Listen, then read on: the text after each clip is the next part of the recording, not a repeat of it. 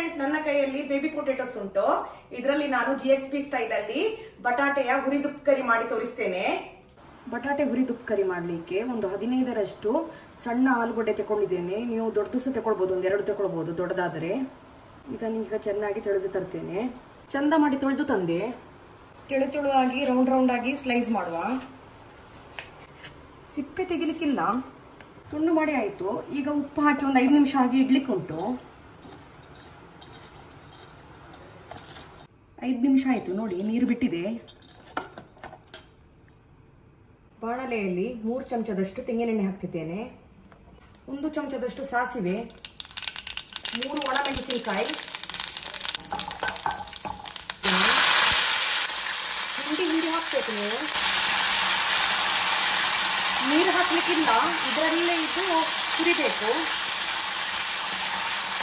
ಉಪ್ಪು ಸಹ ಹಾಕ್ಲಿಕ್ಕಿಲ್ಲ, ಆಗ ನಾವು ಉಪ್ಪು ಹಾಕಿದ್ದೆವು. ಇದು ಇನ್ನೂ ಸಹ ಆಗ್ಲಿಕ್ಕುಂಟು, ಸ್ವಲ್ಪ ರೋಸ್ಟ್ ಆಗ್ಲಿಕ್ಕುಂಟು. ನೀರು ಏನು ಹಾಕಲಿಲ್ಲ ನಾನು,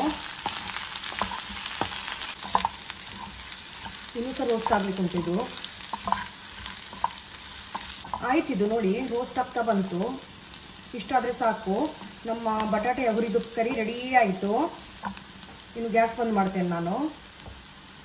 ಇವತ್ತು ಊಟಕ್ಕೆ ನಾನು ಮುಳ್ಳು ಸೌತೆಯ ಸಲಾಡ್ ಮಾಡಿದ್ದೆ, ತೊಗರಿಬೇಳೆ ಸಾರು ಮಾಡಿದ್ದೆ, ಕಂಚಲದ ಪುಡಿ ಮಾಡಿದ್ದೆ, ಹೀರೆಕಾಯಿದು ಅಂಬಟ್ ಮಾಡಿದ್ದೆ, ಮತ್ತು ಇದು ಕಾಟು ಮಾವಿನ ಹಣ್ಣಿನ ಉಪ್ಪುಕರಿ ಮಾಡಿದ್ದೆ. ಈಗ ನಾನು ಮಾಡಿದ್ದು ತೋರಿಸಿದ್ದೇನಲ್ಲ, ಇದು ಬಟಾಟೆಯ ಹುರಿದುಪ್ಪು ಕರಿ ಇದು. ಮತ್ತೆ ದೂದ್ ಪಾಕ್ ಮಾಡಿದ್ದೆ. ನಿಮಗೆ ಉಳಿದ ರೆಸಿಪಿ ಎಲ್ಲ ನನ್ನ ಇನ್ಸ್ಟಾಗ್ರಾಮ್ ಪೇಜಲ್ಲಿ ಸುಮನಾಶಣೆ 80 ಎಂಬ ಪೇಜಿಗೆ ಹೋದರೆ ಈ ರೆಸಿಪೀಸ್ ಎಲ್ಲ ನಿಮಗೆ ಅದರಲ್ಲಿ ಸಿಗ್ತದೆ. ಇನ್ನು ನಾನು ಊಟಕ್ಕೆ ಕೂತ್ಕೊಳ್ತೇನೆ. Bye friends.